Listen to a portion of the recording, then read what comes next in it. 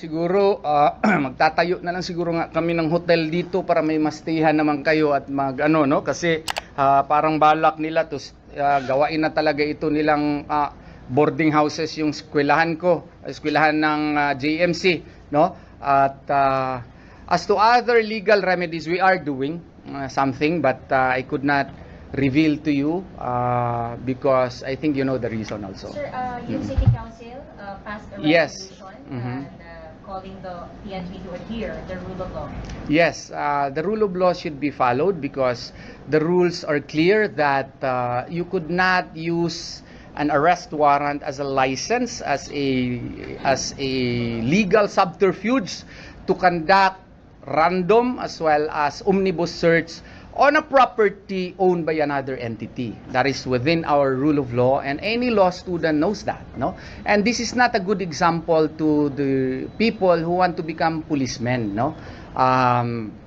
Why? Because the police motto is to serve and protect, no? While it may be true that they have a warrant of arrest, we're still questioning its validity, and they have the duty to implement the same, but the implementation should be reasonable. The requirement of reasonability, no, we even copied that from the United States of America, no. The jurisprudence of United States of America, such as the Stigall case, no, requires that the implementation should be reasonable as not to harm the constitutional rights of other persons.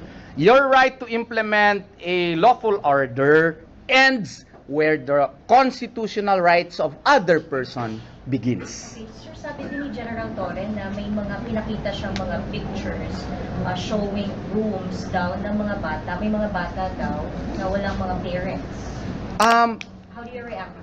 I have to verify that, no?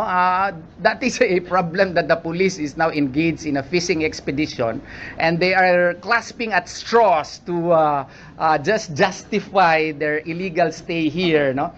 And note that we even have a Children's Joy Foundation.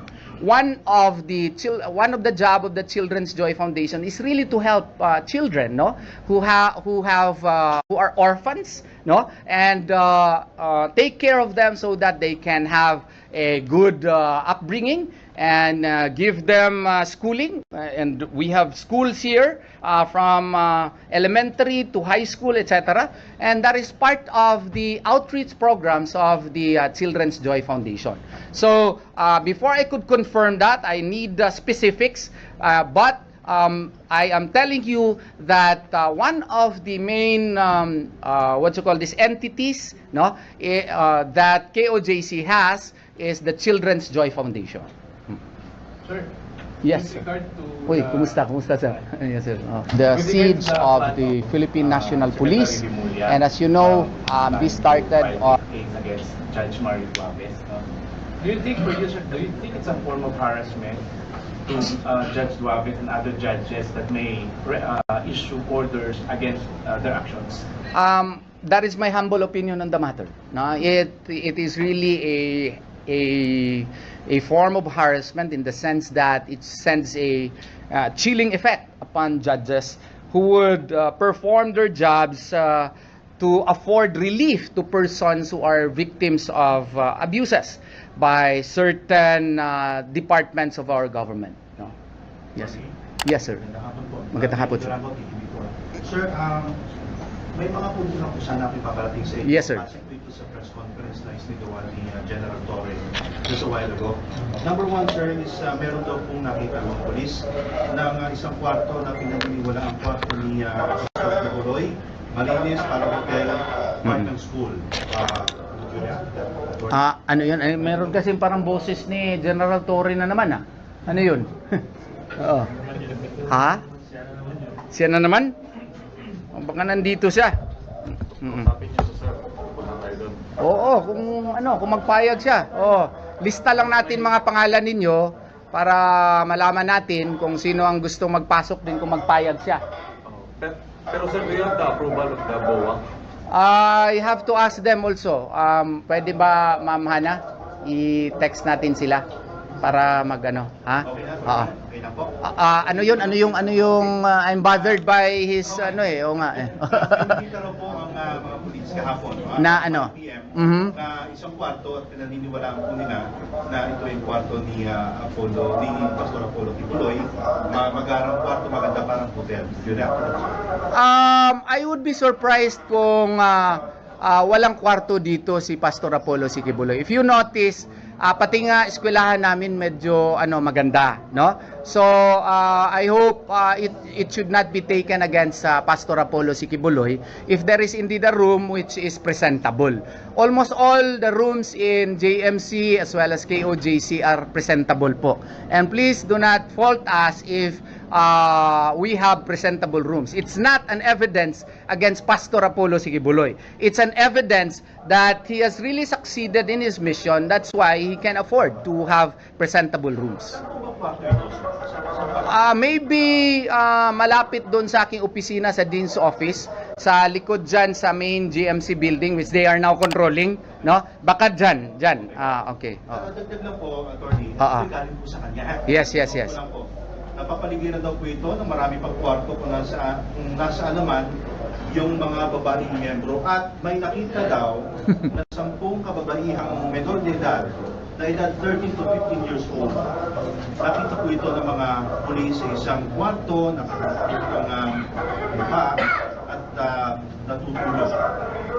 That is already a speculation, no?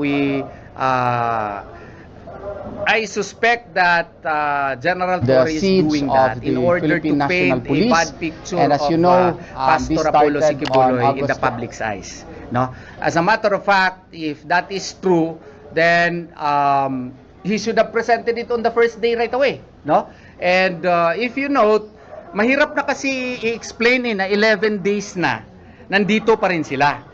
Ang tingin ko dyan, ginagawa yan para lang masira si Pastor Apollo Kibuloy at meron pa silang rason na mananatili ditong gawain na boarding house itong aming eskwelahan at saka ang KOJC facilities. Tama po ba, Pastor? Kasi ang narinig po sa kanya, ang kwarto daw po ito ay doon sa may Bible School. Merong Bible School po, and as you know, ACQ Ministries, this pero hindi started po ako on pastor, August abogado po 24 ako. of 2024 at around 3:49 in the morning. When, honestly speaking, halos lahat ng mga rooms po dito magaganda tingnan, no? Kasi that goes into the character of Pastor Apollo Kibuloy. Pag napansin ko sa kanya noon, kasi 2016 lawyer na niya ako, pag nag-inspect siya dito, gumaganyan nga yan, no? Pag chine-check kung may may alikabok, ganyan ng karakter ni Pastor which I also learned, no? Kasi ako, pag nandun ako sa bahay noon prior to his being a lawyer, wala na akong pakialam Pero when I became his lawyer, you should cleanliness para is a great thing, no? Ganun siya, and he wants his environment to be to have aesthetic quality. Yun kanyang characteristic as a person, which we Filipinos should emulate, no? Which we Filipinos should emulate. Sorry, yes po. 2 questions. Yes, sir. Narinig po ito sa inyo nung last press conference na ginawa po dito rin. Parang hinahamon nyo si General Torre na pagtapos itong mga kaguluhan. Oo, nandun ka. Ano ba, paano yung sinabi yun, sir? Hunt down siya? Hindi, wala akong nagsabi na hunt down. Ang sabi ko sa kanya, sir, ganito na lang, hamon tayo kung totoo ba talaga yung, JMC basement. Kasi ang daming nagbibigay sa akin ng mga pictures. Gusto ko rin makita kung totoo ba talaga ito. Kasi kung totoo ito, imagine school namin yan, law school namin yan. Yan ang aming pinakamamahal na eskwelahan, no? Trinabaho namin yan na mabigyan ng lisensya, no? Renovate namin yan, no? ng JMC authorities. Ngayon sisirain. Ang daming alam mo, medyo kalmado ako na tao, hindi ako nasisindak agad. Pero pag nakita ko yung mga pictures na medyo affected ako. Kaya gusto ko ma-confirm kung totoo yan. Kaya nga hinahamon ko na naman siya, challenge accepted. Sir, punta ka dito mga alas 4 ng hapon. Pasok tayo, at kung gusto mo, i-allow mo muna yung aming mga mga members to use the KOJC Cathedral, no? Paalisin mo muna properly yung mga opisyal mo dyan na ginagawa na pong hotel yung aming KOJC Cathedral, siege no? of the Philippine Paalisin National mo kasi Police. gagamitin namin. And Tsaka punta tayo doon sa JMC basement, sir. Sama tayo ng mga media para ma-clear once and for all. Kasi kung affected yung structural stability, wala na kaming eskulahan, no? Hindi na nga kami nakakapasok ngayon dahil sa zones of peace ito. May DepEd memorandum order. The schools are supposedly zones of peace. And I'm even waiting the Department of Education, no, to issue also some form of a statement to respect this school, no, as a zone of peace. Even a cathedral is likewise a zone of peace. So, but it is now being turned as a police garrison, no? So, I am accepting the challenge of General Torre. Sir, punta ka dito, sama tayong dalawa, tapos sama natin ang mga media, no? Pasukin natin yung JMC basement po. Kasi trinay na namin, biglang magtapang ang mga pulis nyo pag maglapit pa lang kami. Ayaw ko man din madakip kasi kung dakipin ako, ilang araw pa bago makapiyansa, no? So, please, puntahan natin para matapos na, 11 days na. Gusto ko na makatulog ng mahimbing. Yun po. Okay po. Last question na lang po, Attorney. Although maximum tolerance pa rin ang pag-iralin daw ng mga polis, pero ang sabi niya, dati, noon sa'yo, yung tanong ka kung ilang araw ito gagawin ang operasyon, sabi niya, minimum 1 month. Totoo po ba ito? Wala siyang sinabing 1 month. No? Ang during Senate hearing, hindi ko maano. Ang narinig ko, as much as necessary. If kung pwede, hanggang 2028, gawain namin. Yun ang sinabi niya. So, kaya nga nagsasabi ako, iba talaga ang purpose nito, no? Hindi na ito arrest warrant. Iba na talaga ang sequestration na ito or forfeiture ng ginagawa ata ni General Torre dito. Yes. Na-mention mo na the photos which you are sharing on Facebook are from other sources. Can we now directly say that the presentations, the photographs, and the videographs are all second-hand information given to you, which you gave to us? It's the person who sent to me was there. Okay? Doon siya, sir, wag mo lang akong i-quote nito po, no? Galing po ito dito kasi manganganib ang buhay namin. And then, demand tayo sa kanila, hindi man tayo pagbigyan, anong recourse namin? Whether this is first hand, second hand, third hand, fourth hand, fifth hand, if you are on our side, we would be forced to do that if only to secure the clearance from the PNP to please allow us to check. And the fact that they are preventing us from doing that is proof enough that it may be or it is happening in fact. He was telling us that this time the police operation should be done in accordance with the terms of the police, because for the past 11 days, you control, you set your terms.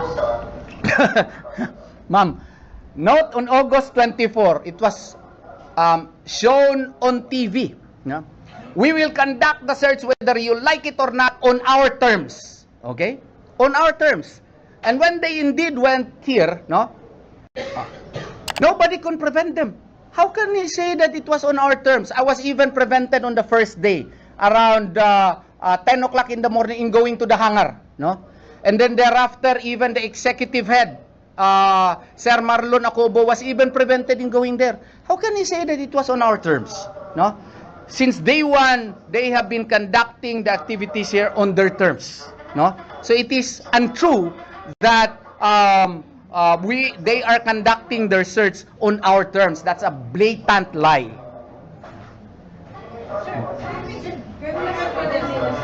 Ha? Kaya nga eh. Oo. Even nakatulog na yung mga administrators natin, pinapasok na yung party nila. Even if... Maski alas 10 ng gabi, ma'am. Hindi namin maintindihan bakit ano sila. Tapos alas 10 ng gabi, conduct na naman ng search. Anong klase ito? Bakit paggabi, malakas sila na mag-search? Alam niyo naman paggabi, yung mga babae na mga miyembro, nakadamit na ng pangtulog. Ang duda namin, baka rason para makapipingtam itong mga pulis, no? But you're saying that the police who are going to the ladies' dormitory are all members of WCD, right? Mga babae daw. Hindi po yun ang nangyayari. May mga taga-WCD. Meron. Pero karamihan na po mga lalaking pulis. Oo. Kaya nga very highly questionable. At saka kung magkanda ka ng search, bakit gabi? No? Alas 10 na morning nagakanda ka, hapon nagakanda ka, tapos may lull. Ngayon may lull. Oh, gagawin nila ito mamayang gabi na naman. Oh, tama ba 'yan? Tsaka kung ang heartbeat ni pastor nandyan sa GMC 8 meters na nga, bakit mag-abot ka doon sa sa Bible school? Oh, at saka hindi ka pa aalis. Ilang oras sila nandun. Private quarters ng mga babae. Ang heartbeat pala glorification na si pastor mag-appear na naman doon. Oh. So maling-mali talaga ito. Sana maintindihan nila na 11 days na. Wala talaga si pastor dito. Oh. Iba na itong ginagawa dito. Iba na ang agenda dito. Hindi na service of warrant of arrest. Iba na. Attorney, sabi ni General Torre kanina na dito nila thoroughly na-check yung dome, knowing how big it is. Ilang beses na nila pinasok niyan. Anong klaseng magdala sila ng stethoscope na 1 inch. Ilang beses na nila yan na anong tawag nito? Sinerch yan. Countless na po, sir, no? Countless na po. Kaya nga baka ang duda namin, ang heartbeat na naman, no, ay makita na naman sa Kingdom at saka maghukay naman sila doon. Ewan ko kung gagawin nila yan. I don't know what would be the reaction of the members, no? But no, yes. It's common now that the police claims there is a basement. And can you categorically say that they indeed reached a basement? No, there is no basement. Yung kasi sa picture, merong parang pinapalabas nila na may anong tawag nito, merong cement. Ang klaro kasi na yung hukay, no? Portion ng hukay para hindi sila mabasa kasi may tubig na eh. Nilagay nila doon para magiging magiging good structure yun na hindi sila ma-affect habang naghuhukay pa sila sa loob. Galing sa taas yun kasi ang laki ng hukay eh. Oh, kinat nila, nilagay nila doon para at least stable yung kanilang half of the hole. Yun ang nangyari sa aming palagay at saka sa aming source. Yun ang sinabi sa amin. Kaya nga sana para ma-clear itong lahat, pakisabi kay Colonel, Colonel, na-demote ko na tuloy sa kanya, si General Torre, sama kami sir, maski nga ngayon, no? Ipa-clear mo yung cathedral kasi kailangan talaga, please, tapos punta tayo sa JMC basement para ma-clarify na ito. Kasi nga, kung search warrant, may witnesses. Arrest warrant lang ang dala ninyo, walang witness. Hindi nyo kami pinapapasok. Bawal talaga yan. May respond na ba ang City Government? We are talking of buildings again. Are you in a position now of the building plan as submitted by Solomonic Builders to the City Engineer's Office way back 1991? Ma'am, the building plans are of course submitted to the City Engineer's Office, no? And that is part of the ownership of the KOJC, no? And as to whether or not the PNP should be given access, no, we say that you are engaged in an intrusive search, and why would we do that? No? Why would we do that? No? And besides, they should first answer the question as to whether or not they would give us access so that we can determine, we can send our engineers there. What can we do? We should be able to have remedial measures, because if this affects the foundation, the building would collapse. No? Can you justify this on a mere arrest warrant? Paski kayo naman siguro, na pagdiskitsahan kayo, may arrest warrant kayo. Tapos, pasukin yung bahay ng, ng iyong pinsan, no? Na hindi naman sa iyo yun, tapos magkubkob na yung pulis doon sa bahay ng iyong pinsan. Oh. Tama pa ba yan? Pang 11 days na tayo ngayon, no? Hindi talaga tama yan. So, yes. Sir, what could have been done by the PNP to counter the presumption of the regularity conducted by NBI, established ng NBI through the consented search na kinonduct nila before? What should have they done? If I would lawyer for them, no, and in order to erase any and all questions concerning the regularity in the performance of their job, I would ask the court for the issuance of an alias warrant of arrest, because the alias warrant of arrest was already served by the NBI. Okay, so they should explain to the court, Your Honor, we already made a return, which there was a return already last August 7 and recognized by the court. We need to search further, and we have reasons to believe that he has actually a what you call this, a bunker. The first word used by General Torre was a bunker in the structure below JMC. And can you please, they should execute affidavits to that effect and prove to the court so that they can be issued a search warrant so that they can conduct the necessary drilling to that effect. So right now, what are your worries? My worries really is the collapse of the building and continued violation of the constitutional rights of the members of KOJC. The most immediate worry is their failure to conduct their programs in the KOJC Cathedral. I hope that they would leave the KOJC Cathedral because it is to be used by the by the KOJC members. Tingnan mo nga, alam nila na nagkakandak tayo ng press conference. Sinasadya na ipi-play nila yung tape messages ni General Torre para hindi marinig ng mga tao kung anong sinasabi ko. Ganyan na ang PNP natin ngayon. Ay hindi naman yung entire PNP. Yung general lang. General Torre lang.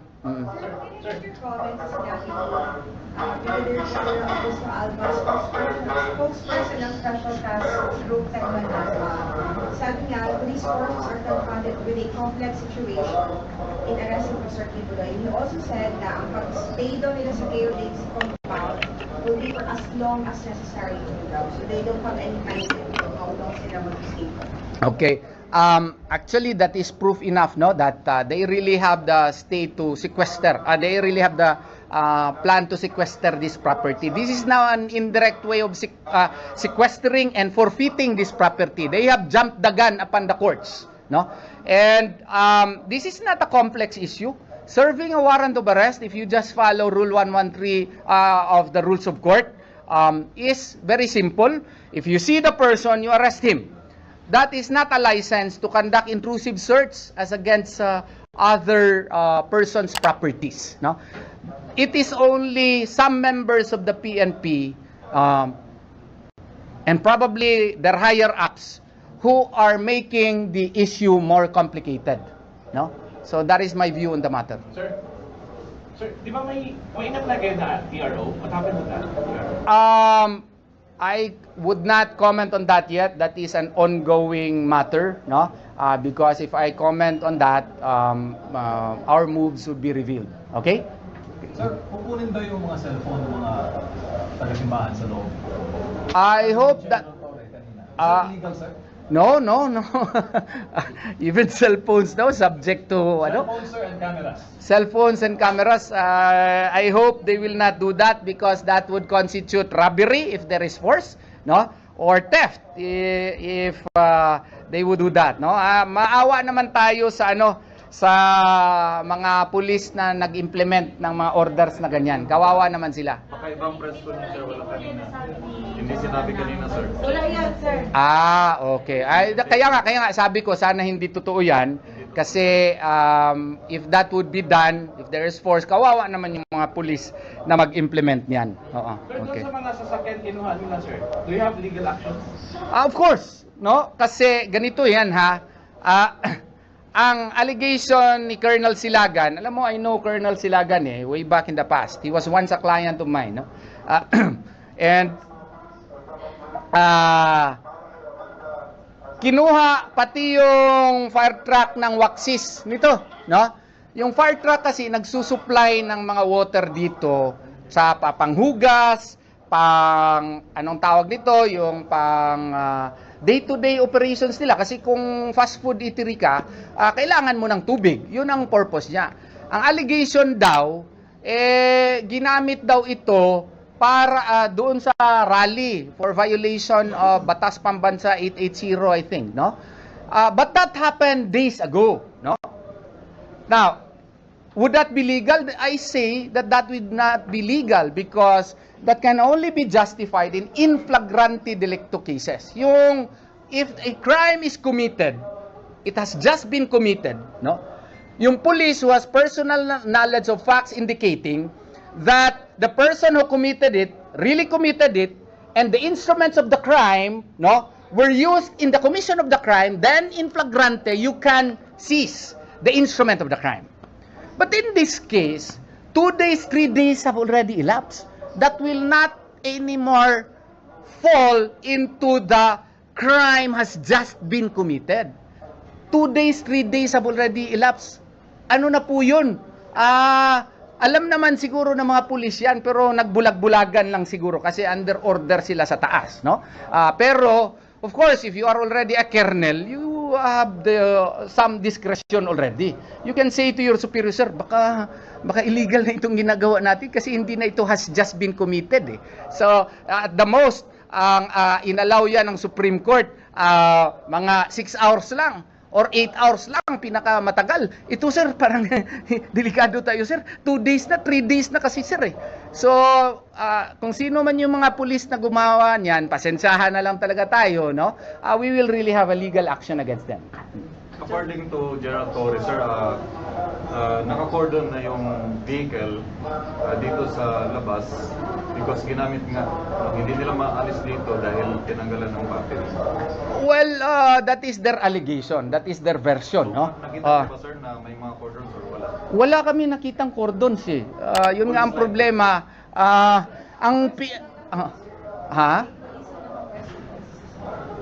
May pulis. Pero wala akong nakitang cordon, no? Wala akong nakitang cordon. Tsaka kung ganun kasi, inallow mo yung days to pass, hindi na po pwede yun na crime has just been committed. Ang tingin ko doon, afterthought, no? Afterthought, ay pwede pala natin, harasin pa natin sila para magalit sila at maka-aresto pa tayo, kunin natin yung sasakyan. Mga ganun siguro ba? Yun ang tingin ko. No, afterthought yun. Sakali may crime, anong crime? Carnapping. Of course, that is owned by another and you wrest it from his ownership and or possession. All the elements of carnapping are present. Attorney, with the 11 days of the ongoing operation, kumusta po yung ating KOJC members, and especially din po yung sa classes natin sa GM? As to KOJC members, they're downtrodden. Of course, they are frustrated. That is why I would like to take this occasion again. If some of you have been, bad-mouthed or my apologies again kasi hindi ko talaga sila ma-control lahat, no? Although nagpalabas na kami ng statement na sana hindi natin gawain yan sa ating mga members sa media, pero hindi mo talaga makontrol yung iba, na iba yung feeling lang kasi nakikita nila sa news, no? Iba especially yung dininay na merong tear gas ang daming picture at daming videos na while the tear gas operations were being committed, yet not one media outlet has shown it. And they even took the story of the PNP that none was done, no? So ito nakaka-frustrate ng members, kaya yung iba hindi na makontrol yung emotions nila, no? Pero sinasabi ko pa rin, mali pa rin na i-badmouth natin yung ibang members ng media, kasi malay mo ni-report nila, tapos pagdating dun sa taas hindi in-air din yung version natin, no? So wala tayong magawa dyan. As to the students, no, may klase nga ako ngayong gabi. So, ang gagawin namin is, nagpalabas na ako ng memorandum po na online muna kami. Online method. Sir, saan na kayo pwede pumasok? Kasi pinagbabawalan kayo ng police. JMC basement, cathedral, yan. Yung bawal talaga? Bawal talaga. Definitely, you could not go inside the cathedral. Definitely, you could not go inside the JMC basement and some of the rooms of the JMC basement. Definitely, you could not go into the lawns because that has become their, and some of the structures which they have turned into boarding houses. Okay. Attorney, kahapon may pag-search na ginawa ang kapulisan. Then 60 police women ang kasama ni General Torre, ngunit may intervention umano na ginawa ang KOJC na 10 lang ang pinapasok sa building para Hindi ko ma-confirm yan. Hindi ko ma-confirm yan na na nangyari yan, no? Saan ba yan na nangyari? Parang hindi naman sa isang building yata yun, yung may mga nakitang mga batang babae. Note that at the end of the day, the property is still owned by KOJC. Okay? And according to the civil code, the owner has the right to assert his ownership even if there is an arrest warrant. The fact that they were allowed to enter is proof enough that we are cooperating. As to the number, of course, it's just a structure. You would allow 60 people to go inside, no? If that happened, that is still within the bundle of rights of the owner, because the owner is the owner even if you have an arrest warrant. You could not dictate upon the owner what to do in that case. If General Torre insisted, then that would be grave abuse of authority. Any specification, attorney, sa plano ninyong i-charge sa PNP or kay General Torre or sa PNP chief regarding yung nasabi ninyo na criminal charges, administrative charges, or civil charges? Medyo matagal na po akong abogado, no? I am really not in the habit of especially in so far as specification of actions to be made. Hindi po ako nagte-telegraph ng aking actions, basta meron po. I hope you understand. Sir, Are you worried about this statements ni General Torre about yung mga rooms na minention, because may mga, it's some sort of human trafficking? When we ask it, do you believe it's a part of it? Do you think gagamitin niya yun against Ginawa na nga niya yun, if you remember, on the first or second day of the incident, no? Meron daw mga victims ng human trafficking na may na-rescue daw sila na dalawang members, nasunog sila dun, no? Nasunog sila kasi nakita niyo naman na interview niyo yung alleged victim, 51-year-old, no, na matagal ng miyembro dito.